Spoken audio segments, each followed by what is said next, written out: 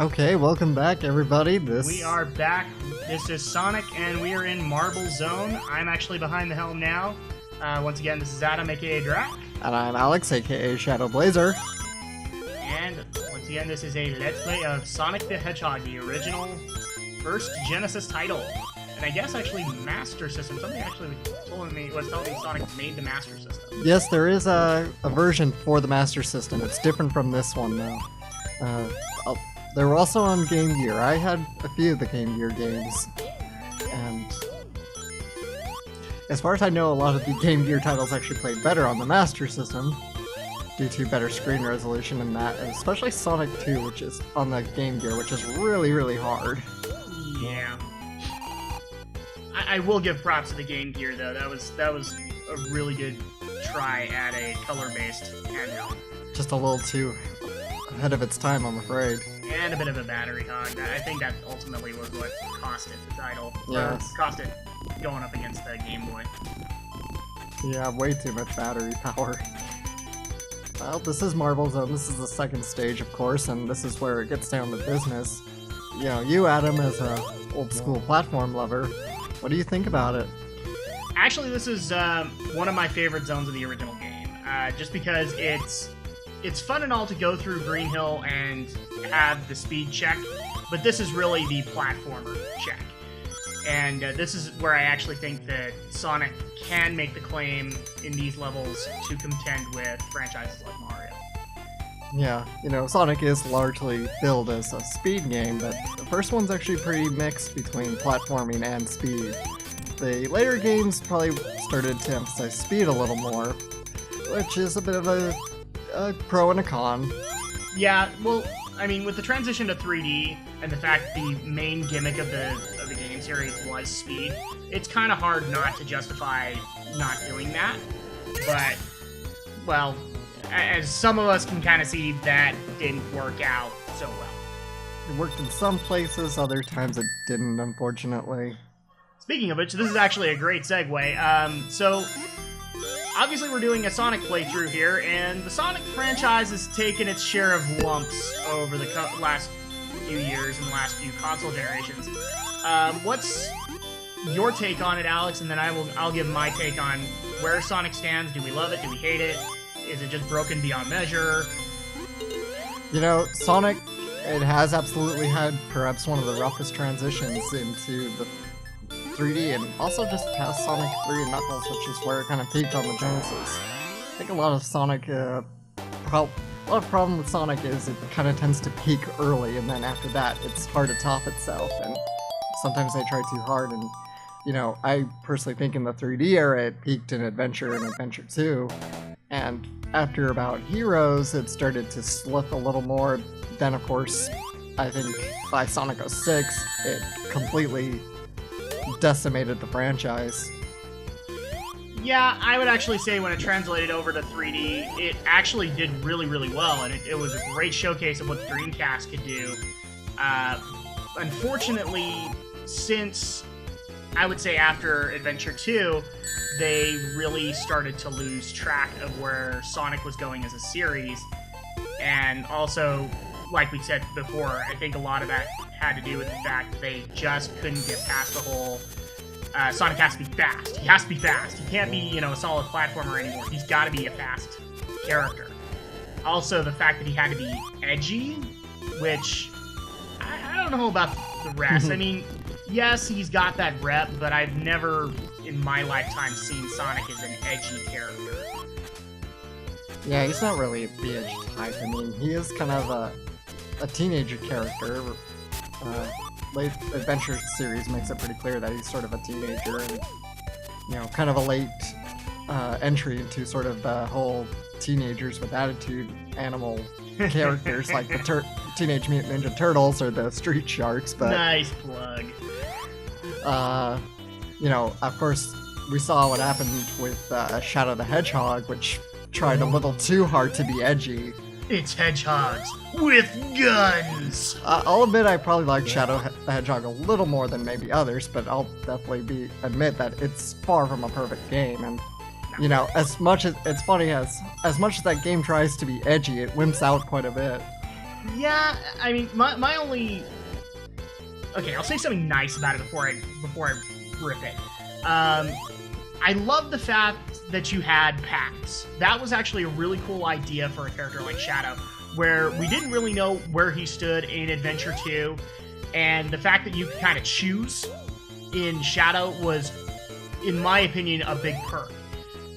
I think the downside of the game itself was ultimately you put a gun in his hand, and then you did not utilize his speed. I mean, he had, like, what, rocket roller skates, and you had him driving cars. Well, to Shadow's credit, the vehicles were completely optional for the most part. There's a few parts where there's a vehicle mandatory course, but it's a 6 that they got bad with the vehicles.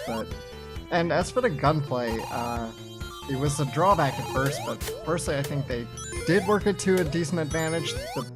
A lot of the problem is the quests that involve a lot of the gunplay tend to be tedious, but as far as just the straight run-throughs, if you run the neutral path most of the time, it's still a very fast game, and in fact guns make it even faster because most of the enemies have life bars. Yeah.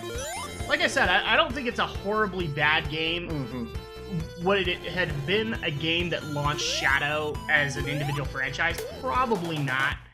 And frankly, I don't think there's enough with Shadow as far as story to do a solid franchise with him. But it was a good change of pace for the Sonic franchise.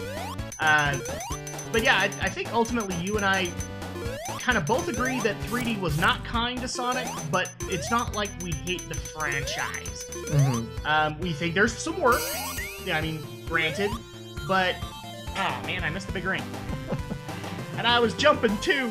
But I don't think we haven't said that there's not hope for it. I mean, obviously we got Sonic Generations, which is a really good callback to what made Sonic good, as well as what makes him good in the 3D era. And hopefully we get more of that. I look forward to that. Absolutely. I hope there will be more to come. Ooh, that was a close one. All right.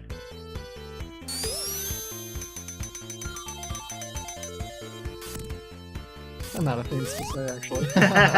He's just, I'm actually running this fairly well, and that's a little surprising for Alex, because it's actually been longer for me playing than it has for him. Mm-hmm. I actually have not played a platformer in a very, very long time. But it's good to dig this out and see whether or not, you still have it. And, I do like Sonic 1, but it's not the one I call back most to. In fact, my favorite game of the original Genesis games is definitely Sonic 3 Knuckles. I know a lot of people who have that. I actually did not play 3 Knuckles. I could never get my hand on a Knuckles modifier cartridge. For me, the favorite has got to be just Sonic 3. I love how that turned out. I didn't even realize there was an additional story until somebody told me later who had Sonic and Knuckles. You didn't see the great Christmas commercials with the elves apparently making Sonic 3 Knuckles, and Santa just laughed at them?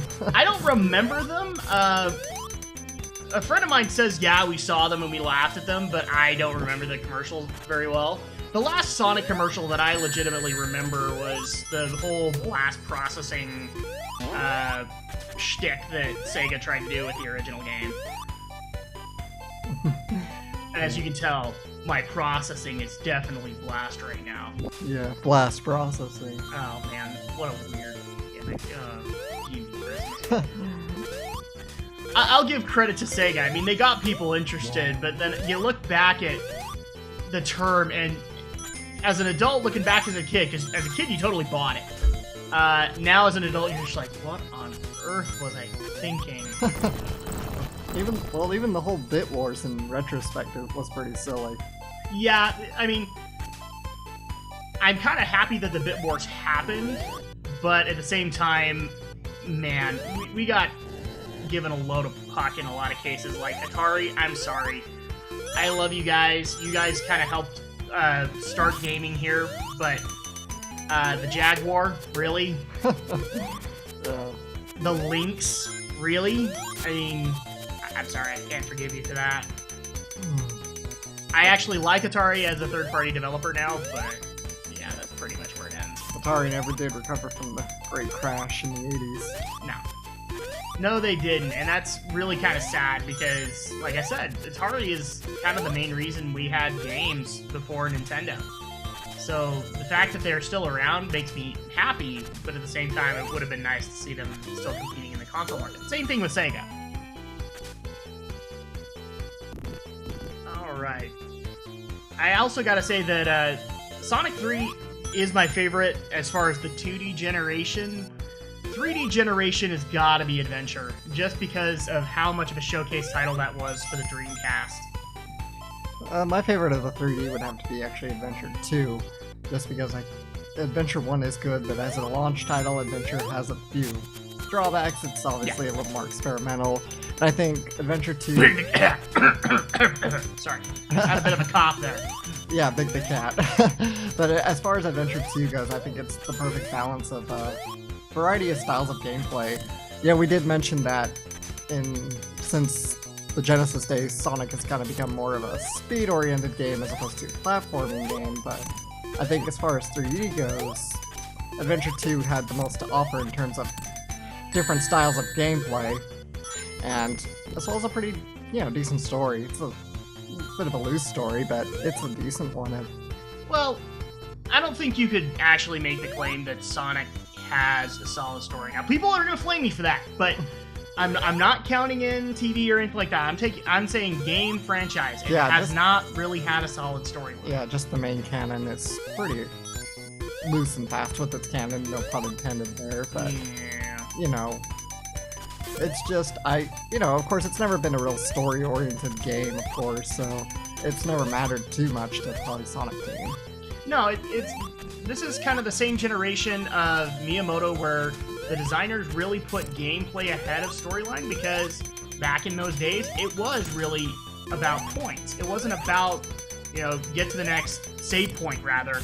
It was more like you wanted to brag about your high score, or how fast it took you to complete, for example, Marvel. Oh, man. Suddenly we're doing terrible.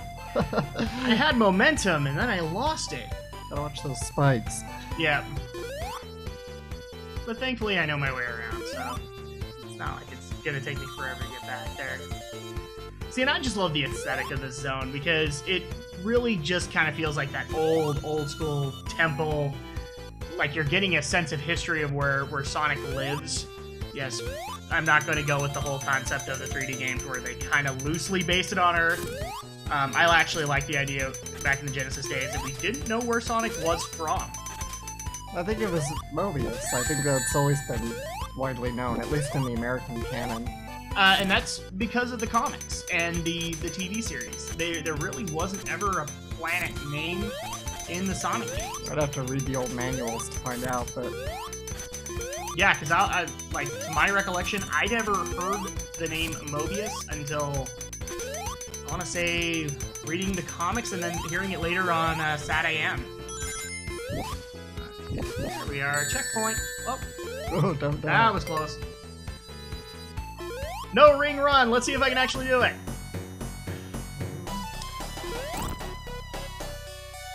Yeah, let's be cautious. We'd rather not die 800 times in this. Death is not preferred. Not like our first practice run.